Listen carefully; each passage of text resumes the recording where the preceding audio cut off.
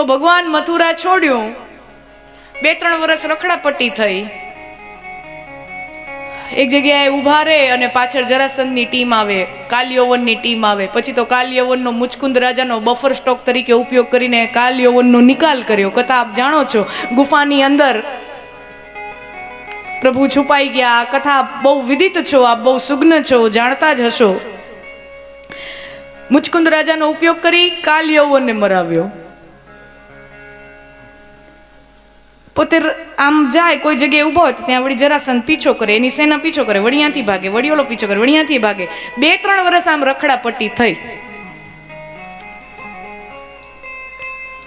મથુરા છોડ્યું ત્યારે ભગવાનની ઉંમર 20 વર્ષની હતી. 2-3 વર્ષ રખડાપટ્ટી થઈ.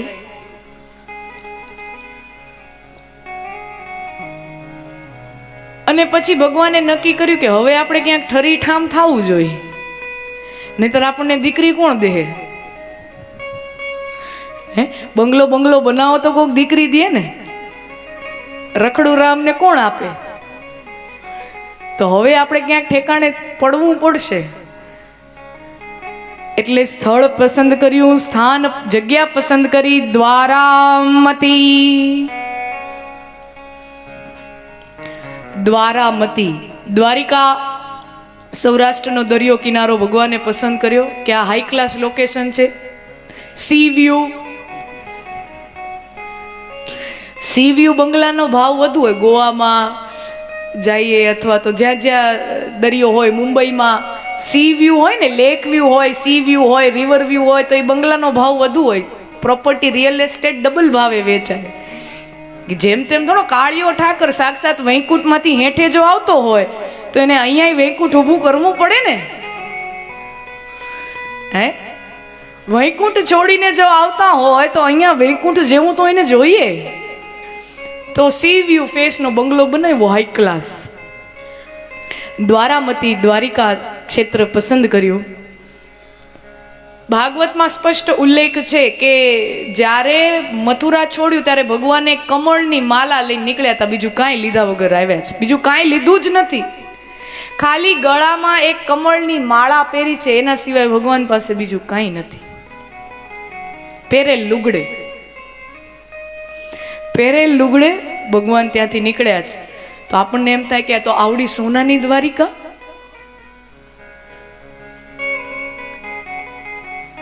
શાકાલાકા બૂમ બૂમ, છું મંતર, જાદુ મંતર, છું, આપણને એમ કે એમ કરીને બનાવી હશે. કૃષ્ણ ભગવાને જીવનમાં કોઈ ચમત્કાર કર્યો જ નથી. શાકાલાકા બૂમ બૂમ કૃષ્ણ ભગવાને કર્યું જ નથી કે આમ છુમ ખુલ જા, સિમ સિમ દરવાજા ખુલી જાય. એ માયલો કૃષ્ણ ભગવાને કાંઈ કર્યું જ નથી. ભાગવતમાં સ્પષ્ટ ઉલ્લેખ છે.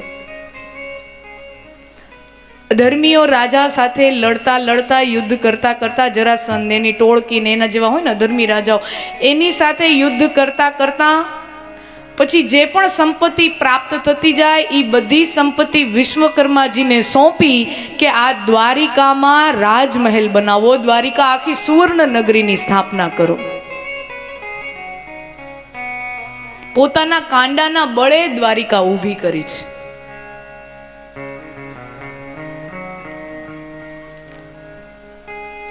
કૃષ્ણ ભગવાન પાસેથી ખૂબ મોટિવેશન મેળવવા જેવું છે.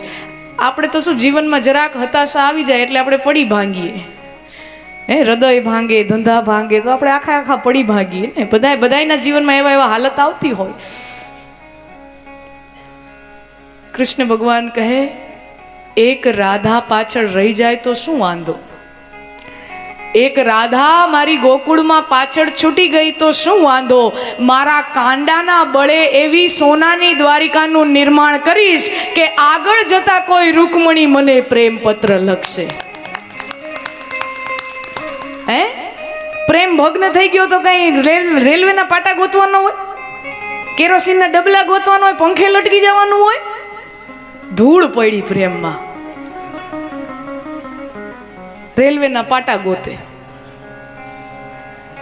અરે પોતાના વ્યક્તિત્વનું એવું નિર્માણ કરો, પોતાની પર્સનાલિટીને એવી ડેવલપ કરો કે આગળ જતા કોઈ રૂકમણી સામેથી તમને વરવા આવે, સામેથી કહે મને લઈ જાઓ.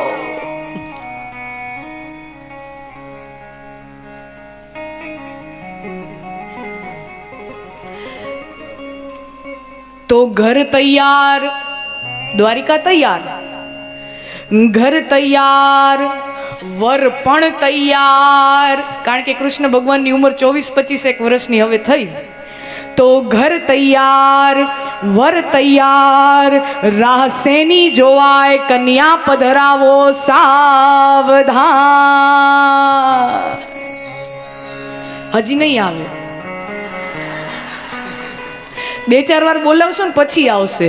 કન્યા છે અને ઈ કૃષ્ણની કન્યા છે, મનામણા કરશો પછી આવશે.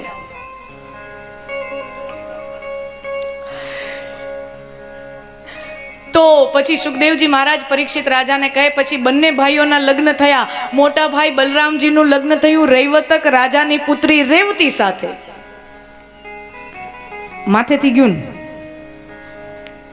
હે માથેથી ગયું ને, બાઉન્સર ગયો ને, બીમર, બાઉન્સરે નહીં બીમર, સીધો અહીંયા. આમાં કઈ ખબર જ ના પડી. રૈવતક પૂર્વતની પુત્રી રેવતી સાથે બલરામજીનું લગ્ન થયું. પહેલી વાર મેં વાંચ્યું ત્યારે મને બાઉન્સર જ ગયો હતો. નાની હતી ત્યારે મેં જ્યાં કથા વાંચી ત્યારે મને બાઉન્સર કેમ સમજવું, રૈવતક પર્વતની પુત્રી રેવતી. પણ જેને રૈવતક પર્વત, જે આપણે જેને વેદોમાં રૈવતક નામ અપાયું છે, વેદોમાં જે રૈવતક પર્વત તરીકે ઓળખાય છે એ બીજું કોઈ નહીં, આપણા જૂનાગઢનો ગઢડો ગિરનાર.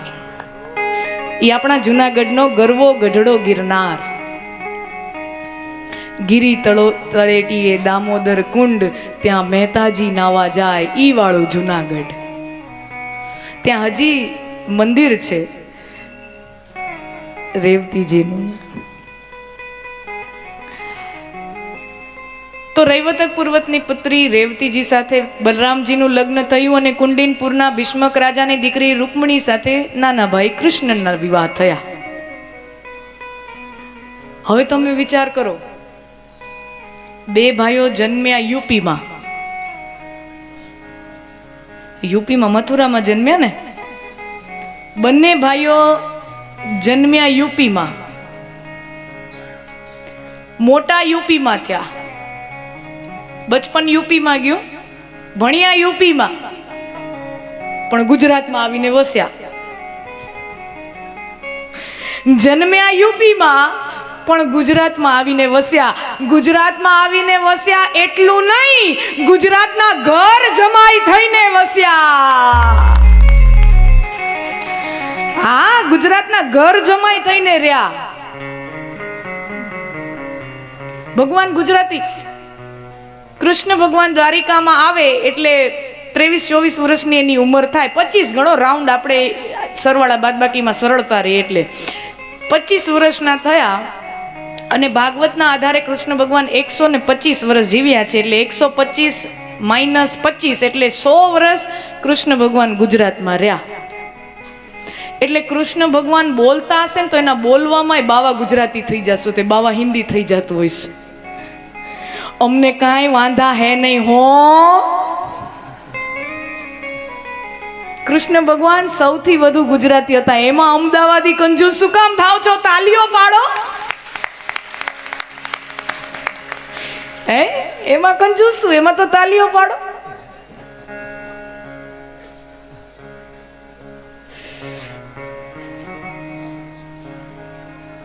પણ ભગવાન સૌથી વધુ ગુજરાતી હતા, એ વાત નક્કી. બાવા ગુજરાતી, બાવા હિન્દી. ફાફડા ગાંઠિયા ખાતા થઈ ગયા હશે. હા, રૂકમણીજી પાસેથી આમ વણેલા ગાંઠિયા પડાવતા હશે. હારે સંભારો. પણ આ ચાલુ નહોતું કર્યું. 100% કાઠિયાવાડમાં રહ્યા હતા, પણ ભગવાને આ ચાલુ કર્યું જ નહોતું. તો કુંડિનપુરના ભીષ્મક રાજાના દીકરી રૂકમણી સાથે કૃષ્ણ ભગવાનનો વિવાહ થયો. અને પરીક્ષિત સુખદેવજી મહારાજ ત્યાં વિવાહની કથા પૂર્ણ કરવા જાય ત્યાં પરીક્ષિત રાજા કે અમે અમારા સંસારીઓના લગ્નની ચર્ચા, એની વાતો અમે મહિના દી સુધી કરી.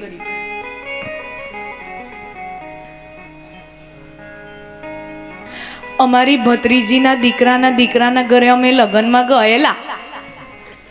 બકા હું 7 દીમાં બકા કરતી અહીંયાથી જઈશ. મને અહીંયા પછી હું બધાને બકા કરીશ. આ કે ક્યાંથી આવી બકા? તમારે અહીંયા બકા કે ને, અમારે ત્યાં ભૂરો કે. એ ભૂરા એમ એમ એમ ભાઈબંધને એમ બોલાય ભૂરા. તમારે એમ કે બકા અહીંયા.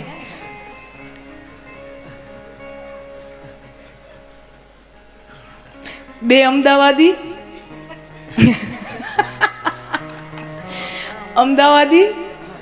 બાજુમાં કૂતરું સૂતું હશે. એ હાઈડ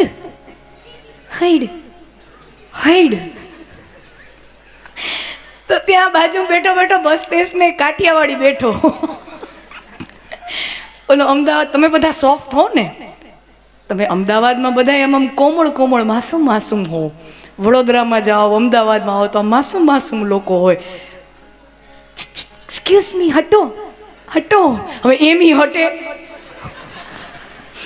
ઓલો કાઠિયાવાડી બસ સ્ટેશનમાં જોવે અડધી કલાકથી હટો પ્લીઝ હટો.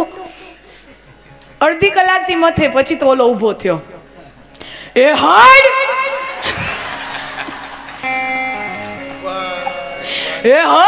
જેવી હાડ કીધું તો ઓલો બંડિયું ઠેકી ગયો.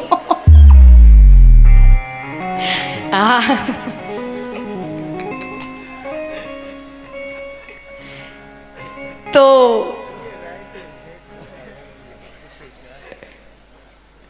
અમે અમારા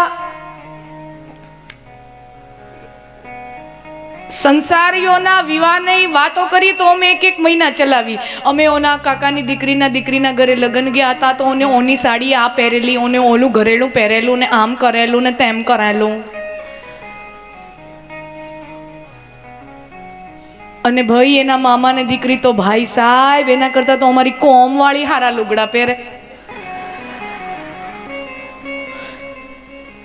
એવી બધી તમે મહિના સુધી ચર્ચા કરો. અને સુખદેવજી, ભગવાનના લગ્નની કથા તમે 2 લીટીમાં પતાવી દીધી.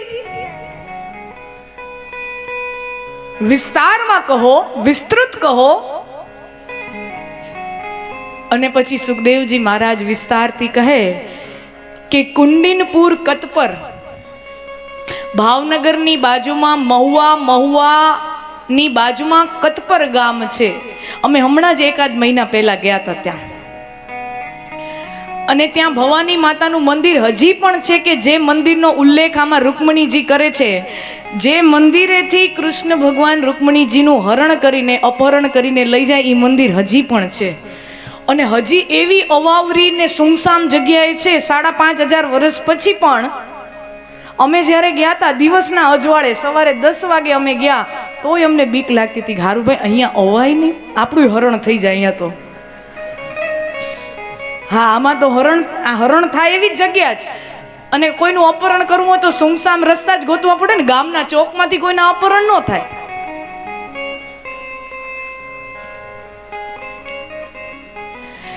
તો ભીષ્મક રાજાની દીકરી, એના 5 દીકરા છે. રૂકમી, રૂક્મ બાહુ, રૂક્મ કેશો, રૂક્મ બલી, રૂક્મ રત્ન. યાદ રહી ગયા બધા? Very good. તમારે યાદ કાંઈ રાખવાનું જ નથી તો તમે બીજી વાર મારી કથા સાંભળશો ને. પહેલી વારમાં તમે બધું યાદ રાખી લેશો તો બીજી વાર તમે મને બોલાવશો જ નહીં. તો આમાંથી એક નામ આપણે યાદ રાખીએ, જે મોટો ભાઈ છે રૂકમી. હવે જે રૂકમી છે એ જરાસંધની ગેંગનો માણસ છે. શિશુપાલ, જરાસંધ જે અધર્મી રાજાઓ છે એની ગેંગનો માણસ. અને રૂકમણીજી 16 વર્ષના થાય ત્યારથી પોતાના પિતા સાથે રાજ દરબારમાં બેસે. બુદ્ધિમાન છે, વિચક્ષણ છે. અને દીકરી પોતાના પિતા સાથે રાજ દરબારમાં બેસે, શાસન ચલાવે. અને રાજ દરબારમાં બધી ચર્ચાઓ થતી હોય. અલગ અલગ રાજાઓ આવે, દૂતો આવે, રાજદૂતો આવે, બધી ચર્ચાઓ થાય, મંત્રીઓ વાતો કરે. એમાં જેટલી પણ વાતો થાય, જેટલા પણ મહેમાનો આવે, એમાં એક વાત અચૂક થાય. કોઈ પણ વાત હોય કૃષ્ણ ભગવાનના વખાણ અચૂક થાય.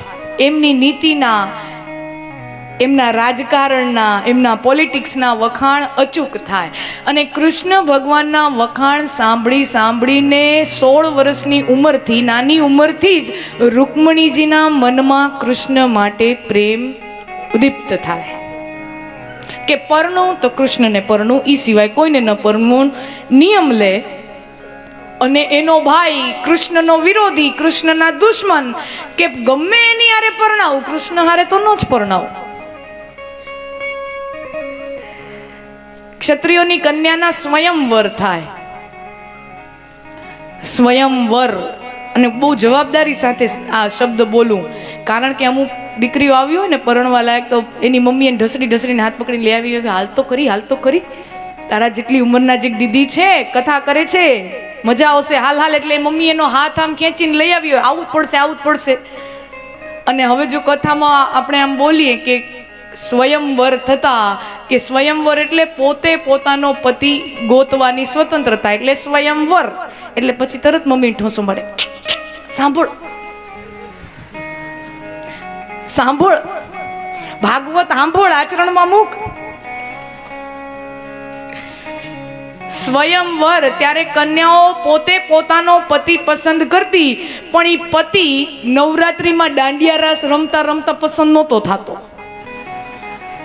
એ ડિસ્કો દાંડિયા રમતા પસંદ નહોતો થતો, એની પણ પદ્ધતિ હતી.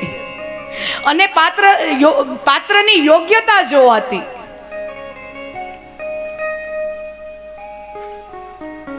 રાજકુંવરો હતા બધા, સ્વયંવરની અંદર જે આવે બધા રાજકુંવરો હોય, ગમે એલ ફેલ નો આવી જાય. સ્વયંવર છૂટ હોય, પણ એની પણ એક પાત્રતા હોય.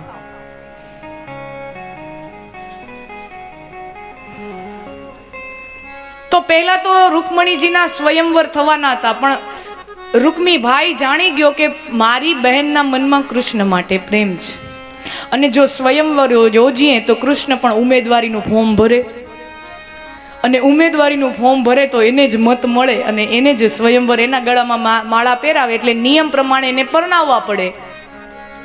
એટલે સ્વયંવરની આખી યોજના કેન્સલ કરી નાખી, અને રાતોરાત રૂકમણીજીના સગાઈ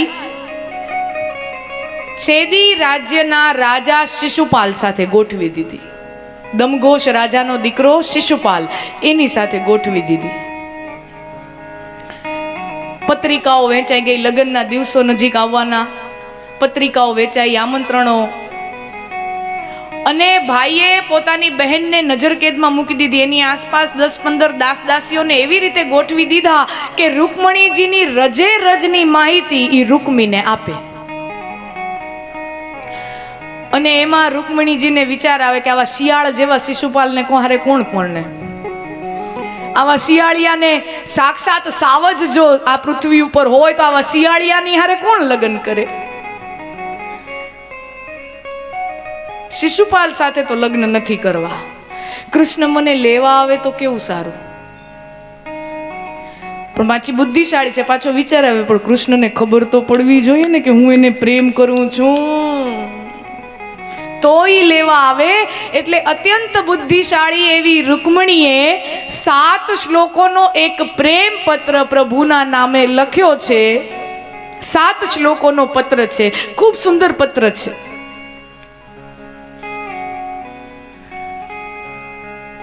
ક્યારેક સમય મળશે તો ફરી ક્યારેક એની ચર્ચા કરશું. કારણ કે આજના એ પત્ર એવો છે, હજી આજની તારીખે પણ દ્વારકાના મંદિરમાં 5,500 વર્ષ પછી પણ નિત્ય દરરોજ કૃષ્ણ ભગવાનના કાનમાં આ રૂકમણીનો પ્રેમ પત્ર સંભળાવવામાં આવે છે. 5,000 વર્ષ પછી પણ આ પ્રેમ પત્રનું રોજ પઠન થાય છે દ્વારિકાના મંદિરમાં. 7 શ્લોકો છે અને અદ્ભુત. ઉંમર લાયક કન્યાને કોઈ વર ગોતવો હોય કે વરને કોઈ કન્યા ગોતવી હોય તો પાત્રમાં શું શું જોવું એનું બધું વર્ણન એની અંદર છે.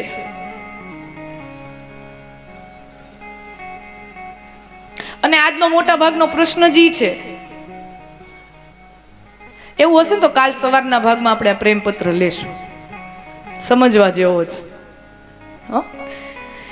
આજના યુગનો મોટામાં મોટો પ્રશ્ન જ છે બે પાત્રને ભેગા કરવા મા બાપ માટે. પહેલાના સમયમાં તો શું હતું, હવે આપણે છે ને ઓમ અધકચરા રહી ગયા ભારતમાં. વિદેશવાળાના મા બાપને તો કંઈ ચિંતા જ નહીં, તો 15-16 વર્ષના થાય તે દીના છૂટા જ થઈ જાય, એટલે એ લોકોને કંઈ ચિંતા જ ન હોય. અને એટલે એ બધું સારું છે એવું કહેવાનો મારો આશ્રય નથી, એના કંઈ વખાણ નથી થતા, પણ છતાંય ત્યાં એ કલ્ચર છે. અને આપણે ત્યાં આપણે આપણા છોકરાઓને પરણાવીએ, છોકરાઓને ત્યાં છોકરાઓ થાય તો એનો પણ પ્રસંગ આપણે ઉજવીએ, એના છોકરાઓને આપણે મોટા કરીએ, એના છોકરાઓના લગ્ન થાય ત્યાં સુધી આપણે બધામાં સાથે જોડાયેલા હોય હે ને. હવે આપણી સમસ્યા એવું થઈ ગયું, ઓલા લોકોનું તો ઠીક છે કે બધું અલગ જ થઈ ગયા. હવે આપણે ન પૂરેપૂરા ભારતીય રહ્યા, ન પૂરેપૂરા મોડર્ન થઈ શકે, આપણે અધકચરા અધવચ્ચે આવીને રહી ગયા. એટલે આપણે હવે નવું શું ગોઈતું? થોડાક વર્ષોથી પહેલા તો તમે બધા જેટલા પણ વડીલો છો તમને ખબર નહીં હોય ને ગોઠવાઈ ગયું હશે, હે તમારું બધાનું એમને એમ ગોઠવાઈ ગયું હશે. આમ ખોલ્યું ત્યારે જોયું, અચ્છા આવું છે, લોટરી લાગી અથવા તો બટકી ગયા.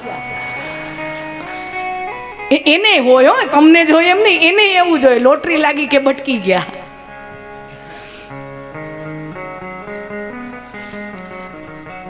પણ હવે તો શું કે છોકરાઓ છોકરી મળે એટલે 1 કલાક આપણે વાત કરવા દઈએ કે એ બે 1 કલાક મળી લે, એકલામાં વાતો કરી લે, હોટલમાં કોફી પીવા મોકલીએ, ચાય પીવા, આઈસ્ક્રીમ ખાવા મોકલીએ, એટલે 1 કલાક. હવે 1 કલાકમાં કેમ નક્કી થાય મને તો આજ સુધી સમજાતું નથી. અને 1 કલાકમાં પૂછીને એ લોકો પૂછી હું લેતા હશે એ સમજાતું નથી. વાતો પછી આવી હોય, તને ચાય ભાવે કે કોફી ભાવે, તને ભાખરી ભાવે કે રોટલી ભાવે, આવી જ વાતો હોય. તને are you a coffee person or are you a tea person, are you a morning person or are you a late night person, આવી જ બધી વાતો હોય. ઇંગ્લિશમાં હોય પણ હજી એની જ વાતો હોય. આપણને લાગે કે સુધરી ગયા, ના, ભાષા બદલી, બાકી બધું અહીંયાથી બધું એનું ઈ જ છે.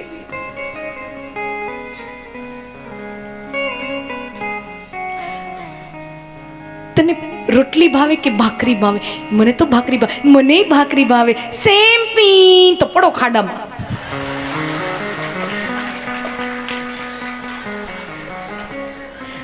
પડો ખાડામાં. Same pinch.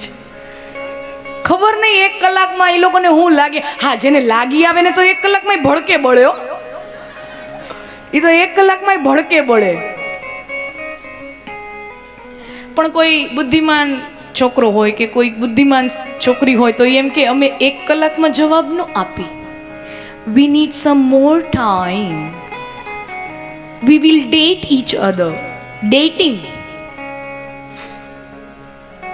તમારા વડીલો માટે ડેટ એટલે તારીખ, આજના યુવાનીઓ માટે ડેટ અલગ છે. તમારા માટે અકાઉન્ટ એટલે બેંક અકાઉન્ટ, આ લોકો માટે અકાઉન્ટ એટલે અકાઉન્ટ ખોલાવતો એટલે આપું છે કયું, ફેસબુકનું, ઇન્સ્ટાગ્રામનું, શેરચેટનું, સ્નેપચેટનું, શેનું અકાઉન્ટ? આ લોકો તમારા માટે અકાઉન્ટ એટલે બેંક અકાઉન્ટ, આ લોકોના અકાઉન્ટ બીજા છે.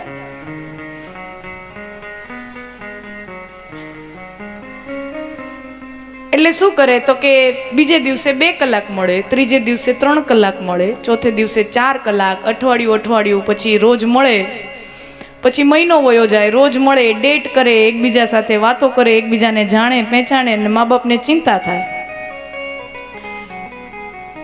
બધા આપણને જોવે છે, આવી રીતે આમ ફર્યા રાખો છો.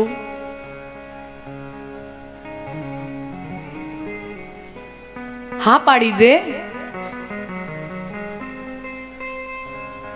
આટલું બધું લેટ ન કરાય. પછી અહીંયા જો મેળ ન પડે તો પછી આપણને બીજે પછી નહીં મળે. આ બધા વાતું કરે આપણી સમાજમાં, હા પાડી દે. તો કે હજી મને હા પાડવા જેવું નથી લાગતું. તો કે તો ના પાડી દે, પણ હવે મને ના પાડવા જેવું નથી લાગતું. એટલે પછી હલવાણી. હા પાડવા જેવું નથી લાગતું અને ના પાડવા જેવું નથી લાગતું. આજના જુવાનીઓ આ હા ને નાની વચ્ચે જ ઝૂલે. હજી હા જેવું નથી લાગતું અને ના જેવું નથી લાગતું.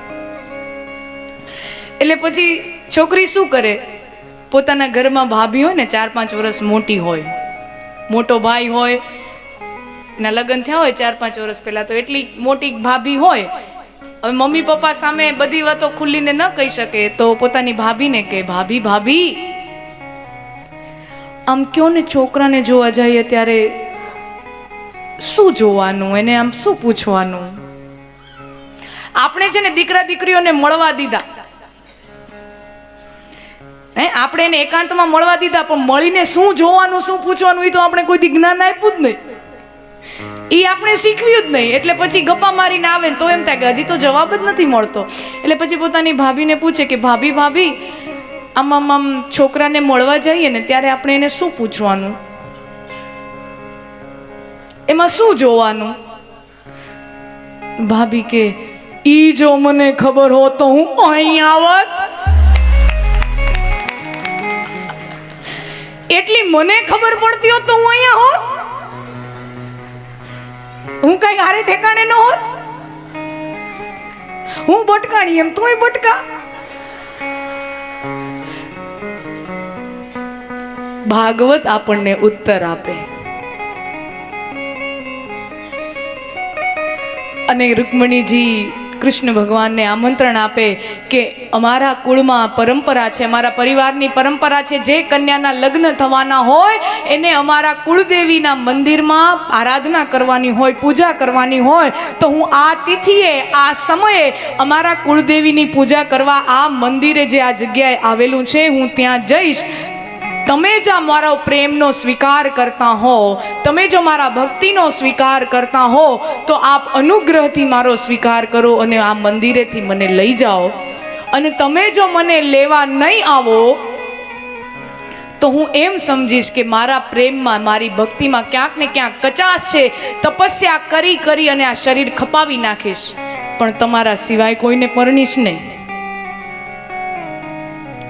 પ્રભુએ પ્રેમપત્ર વાંચ્યો, રૂકમણીજીના પ્રેમથી ભક્તિથી અભિભૂત થઈ રથમાં સવાર થઈ રૂકમણીજીને ત્યાં જે કતપર ગામ પાસે જે ભવાનીનું મંદિર છે ત્યાં ભવાનીજીના મંદિરમાંથી રૂકમણીજીનો હાથ ઝાલી અને રથ ઉપર બેસાડે, યુદ્ધ થાય, બધું લાંબી વાતો છે. રૂકમી પછી સેના લઈને પાછળ દોડે, શિશુપાલે પાછળ દોડે, મારી મંગેતરને લઈ ગયા, મારી પરણેતરને લઈ ગયા, એટલે એ પણ પાછળ દોડે.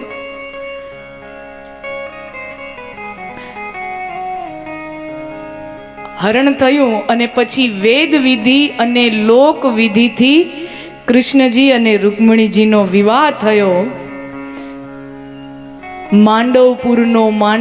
માધવપુરનો માંડવો ને જાદવોની જાન. અને કૃષ્ણ ભગવાનના વિધિવત રીતે લગ્ન થાય અને વરરાજા જ્યારે મંચમાં આવે, ચોરીઓમાં આવે અને ત્યારે મંગળ ગીતો ગવાય અને વરરાજાના આગમન માટે આપણે સૌ તૈયાર થઈએ.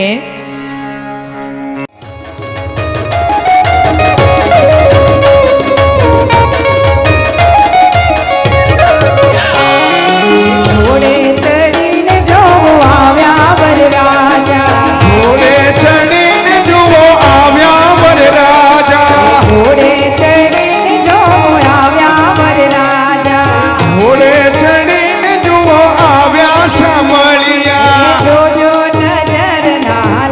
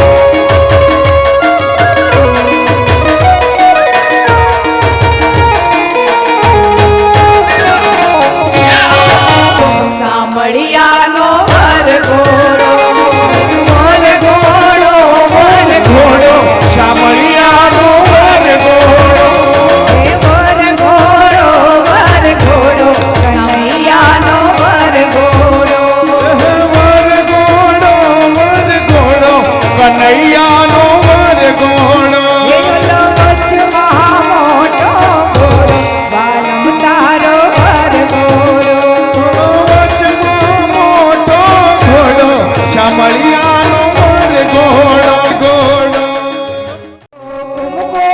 પગલે આવે માય રામા દેવી કુમકુમ પગલે આવે માય રામાબેન ઓ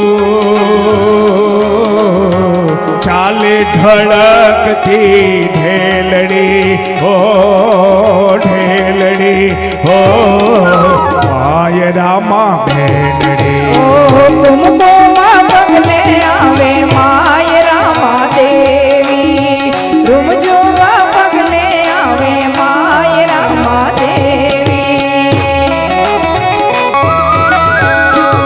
ઓ પેરો રાતો ચૂડલો ઓઢી રાતી ચૂંદડી તો ચૂડલો ને ઓઢી રાતી ચૂંદડી એસેથી એ સિંદૂર ભર્યા ભાલે કુમકુમ ટીલડી શેથી એ સિંદૂર ભર્યા ને ભાલે કુમકુમ નમણી ના ઘર વેલડી હો વેલડી હો એ માય રામા દેવી રૂમઝુમા પગલે આવી માય રામાબેનડી રૂમઝુમા પગલે આવી માય રામાબેનડી કન્યા કાગળ મોકલે તમે રાયવર વેલા આવો છો કન્યા કાગળ મોકલે તમે રાયવર વેલા આવો એ રૂકમણી કાગળ મોકલે શામળિયા વેલા આવો છો રૂકમિણી કાગળ મોકલે શામળિયા વેલા આવો એ વર મોતીનો ઝુમકો કન્યા મોતીનો દાણો જો